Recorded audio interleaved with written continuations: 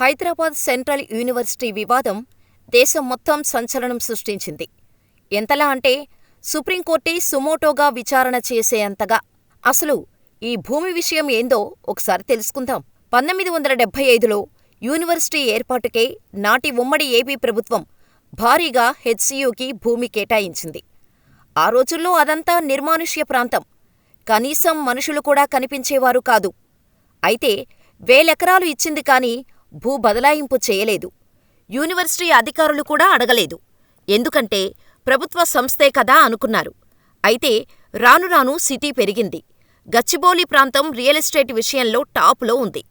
ఎకరం ధర 100 కోట్లకు మించి ఉంది. ఇప్పుడున్న హెచ్సీయూ భూములైతే 1000 కోట్లు పలికినా ఆశ్చర్యం లేదు. అయితే 2003లో చంద్రబాబు నాయుడు తన సన్నిహితుడైన బిల్లీరావుకు 400 ఎకరాలు కట్టబెట్టాడు. ఈ బిల్లీరావు ఒక పెద్ద దొంగ అని తర్వాత తేలింది. అయినా స్పోర్ట్స్ అకాడమీ పెడతానని ప్రకటించాడు. బాబు ఏకంగా 400 ఎకరాల విలువైన భూమిని కట్టబెట్టారు. అయితే ఐఎంసీ అకాడమీ ఏర్పాటు చేసిన బిల్లీరావు ఎలాంటి పనులు చేపట్టలేదు. దీంతో ఆ భూమిని ప్రభుత్వం వెనక్కి తీసుకుంది. 2006 నవంబర్ 21న ప్రాజెక్టు రద్దు చేసింది. ఈ బిల్లీరావు వ్యవహారంలో చంద్రబాబు నాయుడు తీవ్ర విమర్శలు ఎదుర్కొన్నారు. ఎందుకంటే ఈయన బాబుకు బినామీ అని కూడా అన్నారు రాజకీయ ప్రత్యర్థులు. వాస్తవానికి ఇంత విలువైన భూమిలో బిల్లీరావు పెట్టిన పెట్టుబడి కేవలం 5 లక్షలు మాత్రమే. పైగా ఆయనకు ఎలాంటి స్పోర్ట్స్ అకాడమీలు నడిపిన అనుభవం లేదు. ప్రభుత్వ ఆస్తిని అప్పనంగా కొట్టేసేందుకు బిల్లీరావు, చంద్రబాబు కలిసి డ్రామాలాడారని నాటి సీఎం వైఎస్ రాజశేఖర్రెడ్డి సహా ప్రతిపక్షాలు తీవ్రంగా విమర్శించాయి. అయితే 2006లో ప్రాజెక్టు రద్దు కాగానే హైకోర్టుకు వెళ్ళింది ఐఎంసీ అకాడమీ. అయితే ఈ భూమిపై రోసయ్య, కిరణ్ కుమార్ రెడ్డి, కేసీఆర్ ప్రభుత్వాలు వాదనలు వినిపించాయి. ప్రభుత్వ భూమేనని కోర్టులో ఆధారాలు చూపించాయి. దీంతో హైకోర్టు 2024 మార్చి 7న తెలంగాణ ప్రభుత్వానికి అనుకూలంగా తీర్పు చెప్పింది. కానీ ఐఎంసీ మళ్లీ సుప్రీంకోర్టుకు వెళ్ళింది. దీంతో తెలంగాణ ప్రభుత్వం మళ్లీ వాదనలు వినిపించింది. చివరకు మే 3న హైకోర్టు తీర్పు సరైందేనని ఉన్నత న్యాయస్థానం తీర్పు చెప్పింది. దాంతో వేల కోట్ల విలువైన భూమి 21 ఏళ్ల తర్వాత ప్రభుత్వానికి దక్కింది. అయితే ఈ గ్యాప్లో అక్కడ ఒక అటవీ ప్రాంతమే వెలిసింది. పైగా 3 చెరువులు కూడా ఉన్నాయి. ఎందుకంటే హెచ్సీయూకి అనుబంధంగా 1600 ఎకరాల అటవీ ప్రాంతం ఉంది. అందులో ఎన్నో రకాల జంతువులు ఉన్నాయి. జింకలు, నెమళ్లు సహా అంతరించిపోతున్న జీవులు కూడా ఉన్నాయి. అవి భారీగా అటవీ ప్రాంతంలా మారిన ఈ ఐఎంసీ అకాడమీ భూములోకి వచ్చాయి. అయితే ఇప్పుడు గచ్చిబౌలిలోని ఖరీదైన ప్రాంతం కావటంతో ఈ భూమిని వేలం వెయ్యాలనుకుంది సర్కారు. కొంత ఐటీ పార్కు సహా ఇతర అవసరాల కోసం వాడాలనుకుంది. ఆ భూమిని వెంటనే టీజీఐఏసీకి అప్పగించింది. కానీ అటవీ ప్రాంతం, పైగా వన్యప్రాణులున్న ఈ భూములను కొట్టివేయొద్దని యూనివర్సిటీ విద్యార్థులు ఆందోళన చేయటం మొదలుపెట్టారు. దీంతో తెలంగాణ ప్రభుత్వం కంగారు పడింది.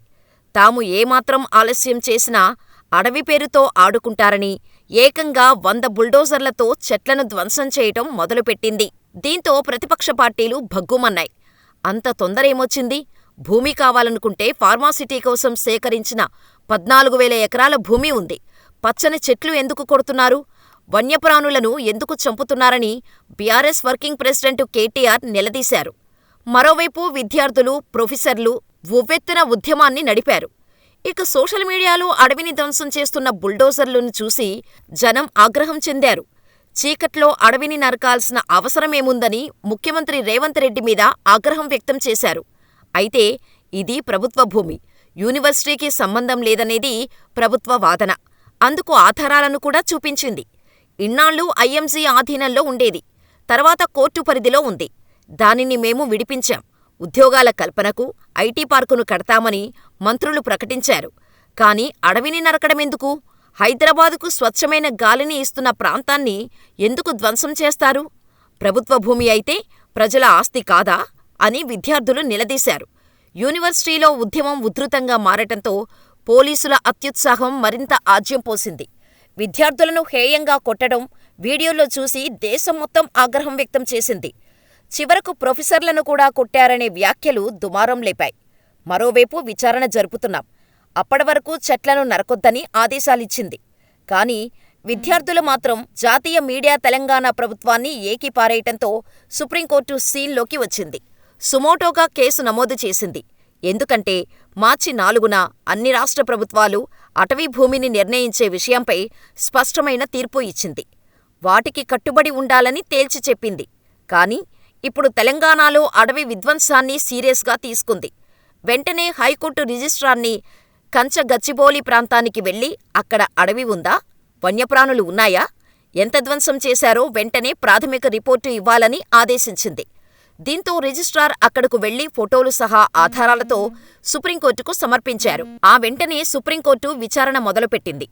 మొదటి మాటే ప్రభుత్వ సీఎస్ను జైలుకు పంపుతాం, ఎక్కడైతే ధ్వంసం జరిగిందో అక్కడే తాత్కాలికంగా జైలు నిర్మించి పంపుతామని హెచ్చరించింది.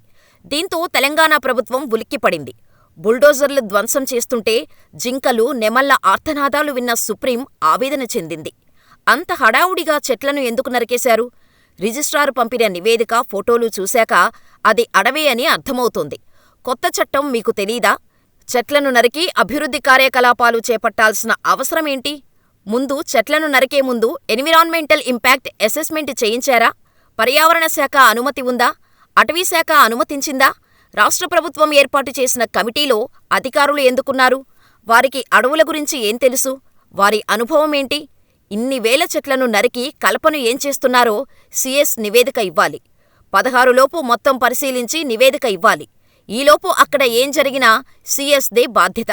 మా ఆదేశాలు పట్టించుకోకపోతే జైలుకు పంపుతామని హెచ్చరించింది సుప్రీంకోర్టు. ఆ తర్వాత మేము కూడా ఏమీ చేయలేము అంది. అయితే హైకోర్టు ఇచ్చిన రిజిస్ట్రార్ ఇచ్చిన నివేదిక ప్రకారం కంచగచ్చిబౌలి అటవీ ప్రాంతమే. జింకలు, నెమళ్లు అక్కడి నుంచి పారిపోయినట్టు ఫోటోలను చూసి ధర్మాసనం ఆగ్రహం వ్యక్తం చేసింది. అందుకే చట్టం కంటే ఎవరూ అతీతులు కాదు. ఏ స్థాయిలో ఉన్నా సరే చట్టం ప్రకారమే నడుచుకోవాలని వ్యాఖ్యానించింది సుప్రీంకోర్టు. అంతేకాదు, తుది తీర్పు వచ్చేవరకు కంచగచ్చిబౌలిలో ఎలాంటి కార్యక్రమాలు చేపట్టొద్దని చెప్పటంతో అక్కడి నుంచి బుల్డోజర్లు ఖాళీ చేయాల్సిన పరిస్థితి ఏర్పడింది. మరోవైపు యూనివర్సిటీ విద్యార్థులు సుప్రీంకోర్టు తీర్పుతో తమ ఆందోళనలు విరమించారు. తమ పోరాటానికి న్యాయం జరిగిందని సంతోషం వ్యక్తం చేశారు. అయితే ఆలస్యంగా పరిస్థితి తీవ్రతను గమనించిన తెలంగాణ ప్రభుత్వం వెనక్కి తగ్గింది. మంత్రులు భట్టి, శ్రీధర్బాబు, పొంగులేటి ఆధ్వర్యంలో కమిటీ చేసింది. ఈ కమిటీ యూనివర్సిటీ ప్రొఫెసర్లు, విద్యార్థి సంఘాలు, మేధావులతో చర్చలు జరుపుతోంది. తాము వారి నిర్ణయం ప్రకారమే నడుచుకుంటామని సీఎం ఎక్స్ వేదికగా తెలిపారు. అంతేకాదు, యూనివర్సిటీ ఒప్పుకుంటే ఈ 400 ఎకరాలతో పాటు హెచ్సీయూకి ఉన్న 1600 ఎకరాల్లో భారీ ఎకో పార్కును అభివృద్ధి చేస్తాం, న్యూయార్క్ పార్కును తలదన్నేలా అభివృద్ధి చేస్తామని తెలిపింది. అంతేకాదు, హెచ్సీయూకి ఫ్యూచర్ సిటీలో స్థలం, భవనాలు ఇస్తామని కూడా తెలిసింది. అయితే తాము సుప్రీంకోర్టు ఆదేశాల ప్రకారం నడుచుకుంటామని మంత్రులు తెలిపారు. గతంలో ఎన్నో గుట్టలు, రాళ్లు ధ్వంసం చేసిన బీఆర్ఎస్ మాకు నీతులు చెబుతోంది. ప్రకృతిని ధ్వంసం చేసి మైహోంకు 1000 ఎకరాలు కట్టబెట్టారు. కానీ తాము ప్రజల ఆకాంక్షలకు అనుగుణంగా నడుచుకుంటామని మంత్రులు ప్రకటించారు. దీంతో కంచగచ్చిబౌలి భూముల విషయంలో రేవంత్ సర్కార్ వెనక్కి తగ్గినట్టే కనిపిస్తోంది. కానీ ఇప్పటికే 100 ఎకరాల్లో కొట్టేసిన చెట్లపై సుప్రీంకోర్టు ఏం చేస్తుందనేది ఆసక్తికరంగా మారింది. మరోవైపు యూనివర్సిటీ విద్యార్థులు మాత్రం మళ్లీ ఆ ధ్వంసమైన చోట చెట్లు పెట్టాలి, భూమిని యూనివర్సిటీ పేరు మీద రిజిస్ట్రేషన్ చేయించాలని డిమాండ్ చేస్తున్నారు. దీంతో 400 ఎకరాల భూమిని అమ్మి సంక్షేమ కార్యక్రమాలకు ఖర్చు పెట్టాలనుకుంది ప్రభుత్వం. కనీసం 21,000 కోట్లు సేకరించాలనుకుంది. అయితే ఈ భూమి ఎవరు తీసుకున్నా మేము అధికారంలోకి రాగానే లాక్కుంటాం, అక్కడ ఎకో పార్కు నిర్మిస్తామని కేటీఆర్ ప్రకటించారు. రేవంత్ రెడ్డి వేసే బిస్కెట్లకు ఆశపడితే నష్టపోతారు. 3.5 ఏళ్ల తర్వాత వచ్చిన తర్వాత వాటిని తీసుకుంటామని హెచ్చరించారు. కానీ ఈలోపు సుప్రీంకోర్టు సీన్లోకి రావటంతో మొత్తం సీన్ మారిపోయింది. కొత్త అటవీ చట్టం ప్రకారం అటవీ లక్షణాలున్న ఏ ప్రాంతమైనా అడవే అవుతుంది. దీంతో 400 ఎకరాల్లో ఉన్న చెట్లు, జీవ వైవిధ్యం ఉన్న ప్రాంతాన్ని ఖచ్చితంగా సుప్రీంకోర్టు అడవిగానే పరిగణిస్తోంది. మరోవైపు ఢిల్లీ కాలుష్యం తర్వాత సుప్రీంకోర్టు అడవుల నరికివేతపై చాలా సీరియస్గా ఉంది. భవిష్యత్తు తరాలకు మంచి గాలి, నీరు అందించాలి. ఆ విషయంలో చట్టానికి ఎవరూ అతీతులు కాదని ఇంతకుముందే ఒక తీర్పునిచ్చింది. ఈలోపు ఈ విధ్వంసం కోర్టుకు కోపం తెప్పించింది. ప్రభుత్వం ఏమో కానీ సీఎస్ చిక్కుల్లో పడ్డట్టయింది.